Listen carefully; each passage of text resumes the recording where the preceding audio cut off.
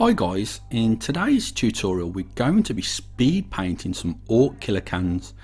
But first of all I want to say a huge thank you to my YouTube channel sponsors Goblin Gaming, who sent me the box set 8 for this tutorial. If you check the description box down below you'll find a direct link to their web store, and every time you purchase something from this link it greatly helps my YouTube channel. As I just mentioned, everything in this tutorial is geared towards speed painting. Apocalypse is just about to drop, or if it might have already been released, I'm not too sure at the time of doing this tutorial. But anyway, with Apocalypse we all know that you need loads and loads of troops on the table, and it can be quite daunting painting so many miniatures. So hopefully in this tutorial I'll show you some quick easy tips and tricks to follow. As always guys, you know the drill. This is going to be a very long tutorial, so go get comfortable, grab yourselves a nice hot drink, or my personal favourite, especially in the nice hot weather we're getting at the moment, an ice cold beer, and we'll get started with the tutorial. I start off by priming the miniatures using Alclad 2's Lacquer Primer White. It's very important to note with Alclad primers guys that they're very harmful if inhaled. Please make sure you're wearing a respirator and you're also well ventilated. And it's also important to note that these are what's known as hot liquids. What that means is you need to make sure you have an airbrush with PTFE solvent proof seals. Other airbrushes with normal rubber seals will be eaten away and damaged.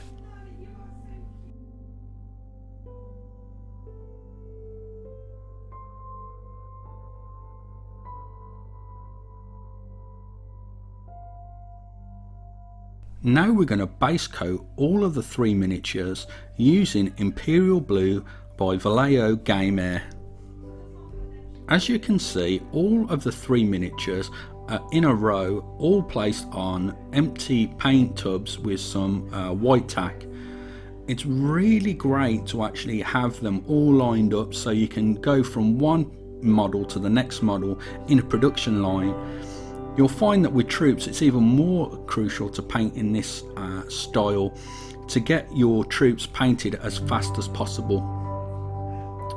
Here I'm base coating I should say, the miniatures at 20 psi, and I'm working really quickly to get a nice even smooth coverage.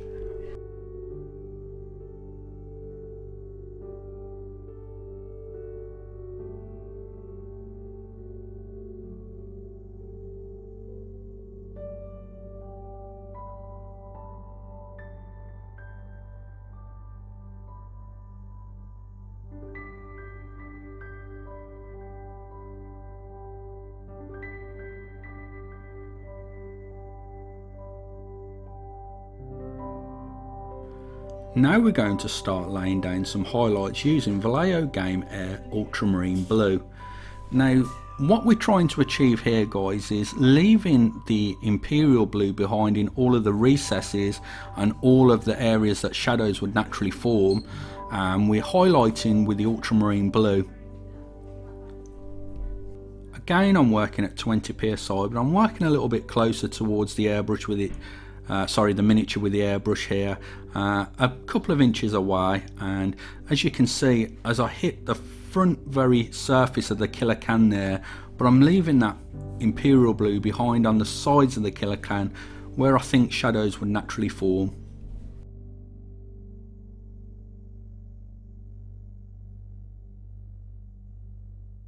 Now we're going to create even more highlights using Vallejo Game Air Electric Blue.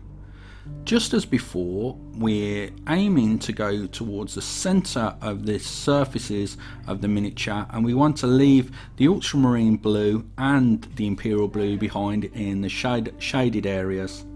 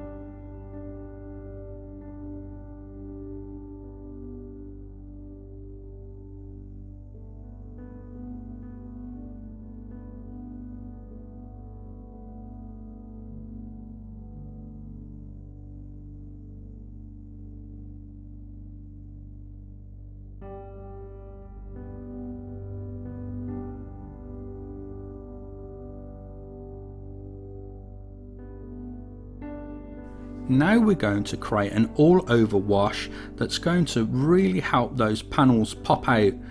Now, rather than applying the Nornol neat and we'll get left with a lot of staining behind the flat surfaces, I'll water it down 50-50. So that's 1 drop of water to 1 drop of Nornol, and at this ratio you're going to get less staining left behind on the surface, but you'll still get nice shading left behind.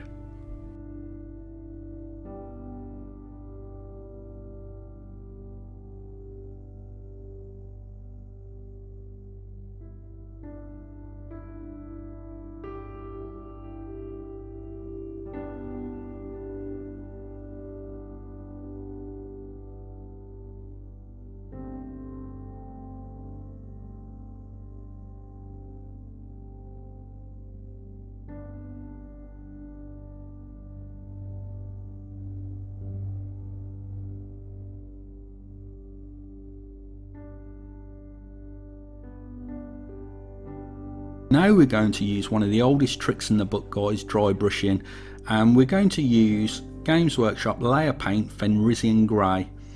It's very important that you remove most of the paint on some paper towel and you're applying the paint dry, hence the name dry brushing.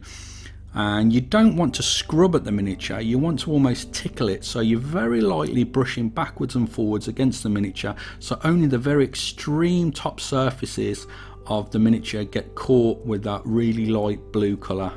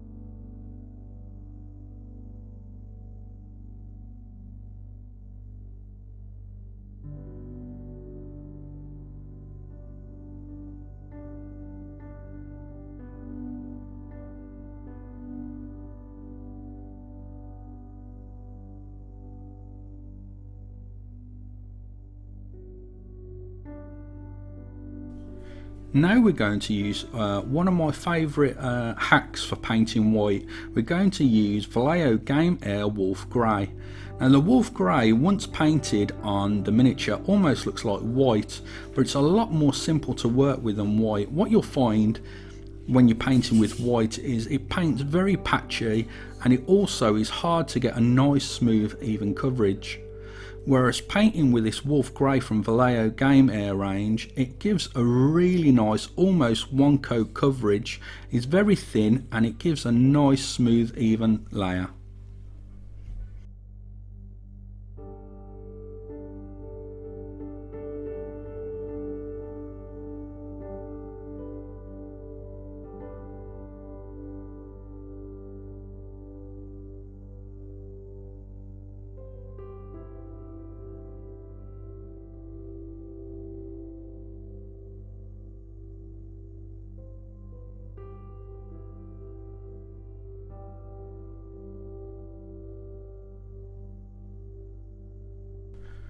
A lot of these miniatures are obviously painted in blue, so I wanted to create some contrast, but I wanted to do it as quickly as I possibly could. And one of the quickest ways we can do this is by adding some rust pigment to the miniature. Here I'm using a really old pigment from MIG. I don't think they still make them anymore, I could be wrong. But anyway, any rust pigment would actually do the job here. But I'm just applying it dry to the miniature, and I'm selectively picking areas where I think rust would naturally occur or where I think it would look quite cool.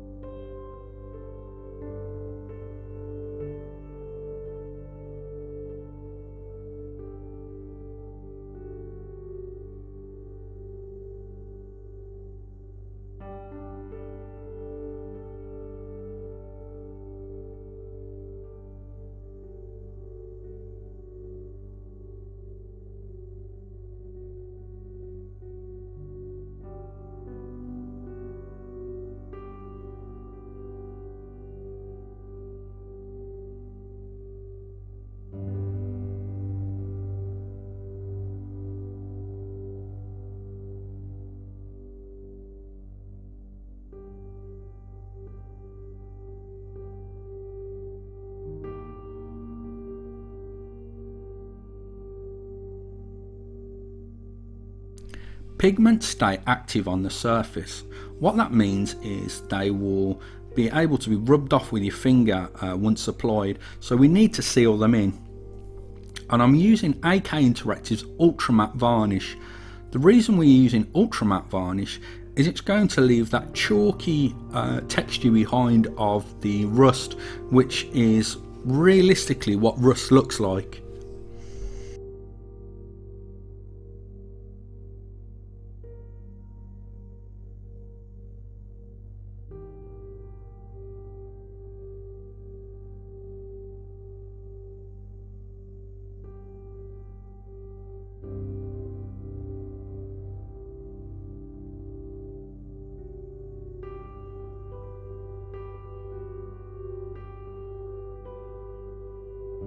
Now we're going to be painting all of the metallics on the killer cans using Exhaust Manifold Old. This is a beautiful colour and it's got like a grimy, dirty look to it as metallics goes, and this would fit in absolutely perfect with the Orcs.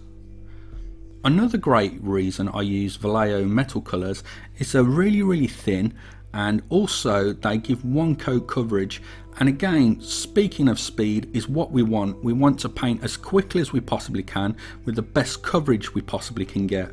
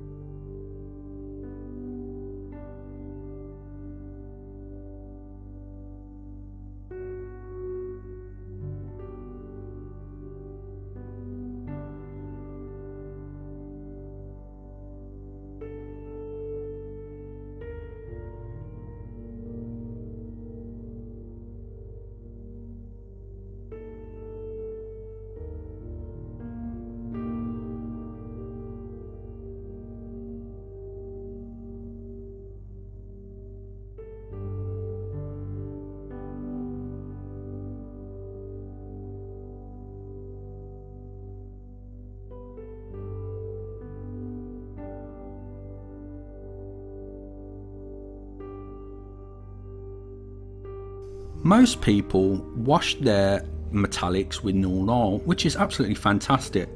But with the Orcs, I wanted to go for a more rusty, grubby look to all the metallics, and we're going to be using Seraphim Sepia to do that.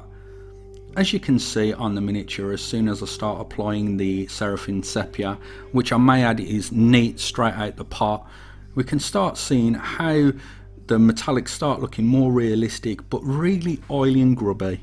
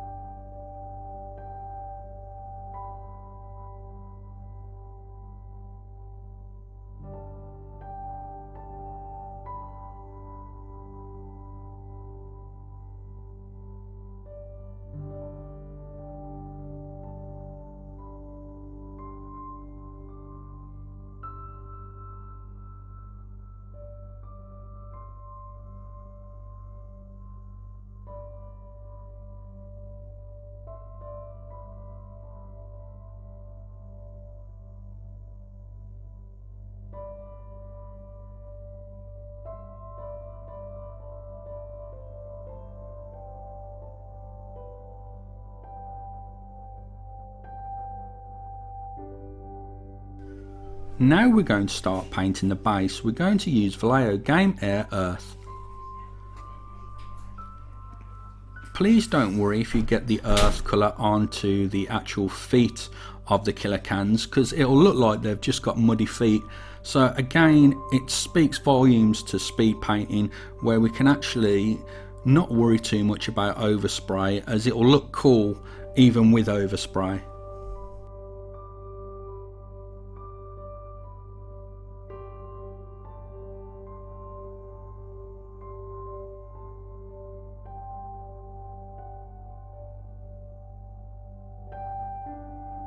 Now we're going to apply Agrax Earthshade with the airbrush. It's much quicker using the airbrush to apply washes, and it also gives a nice smooth even coverage.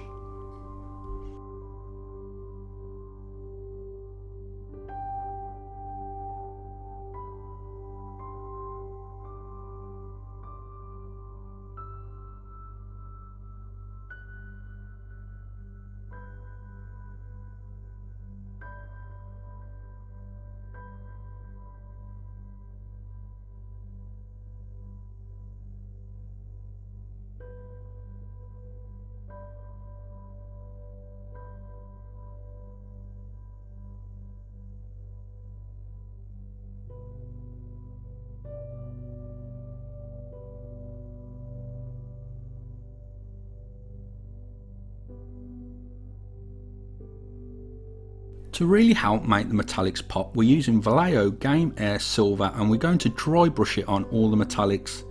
This is going to catch all the nuts and bolts and all of the extreme sharp details of the metallics, and really going to make them pop.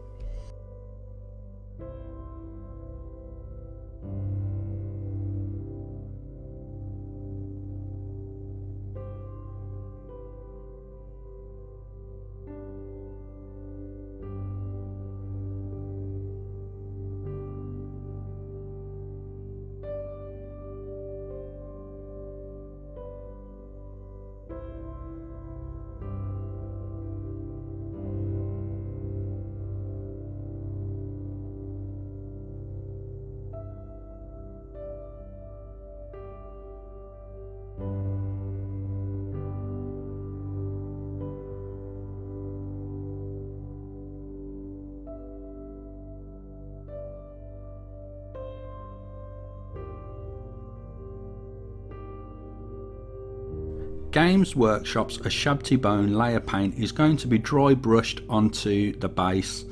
This is going to make the dirt look a little bit more three-dimensional and just make it look a bit better really.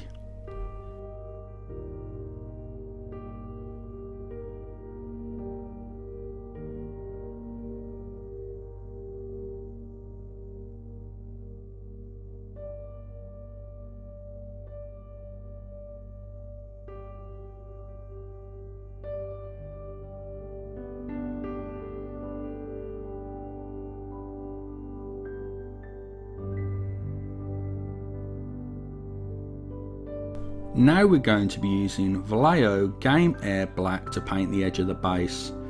Don't worry if you get a little bit of overspray onto the earth area, as it will just blend in nicely on the edges, which will look really nice.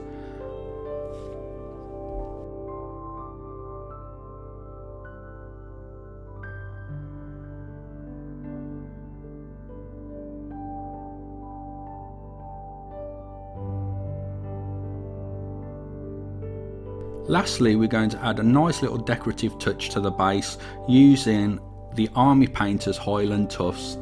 These have sticky backs, so you can literally just place them straight onto the bases, which takes seconds.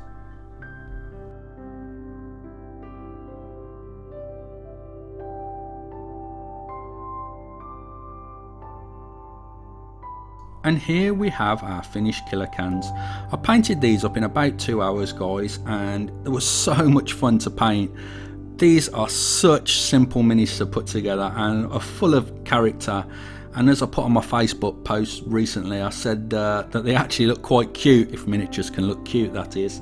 But anyway, guys, I really hope you've enjoyed this tutorial, and if you have, please smash that like button. My last tutorial on the Blood Angel Stormraven is approaching 100 likes. Let's see if we can smash past the 100 likes on this tutorial.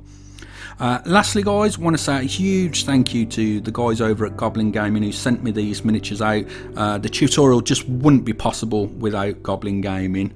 And lastly, thank you very much for taking the time out of your day to watch this video guys, and I'll catch you in the next one.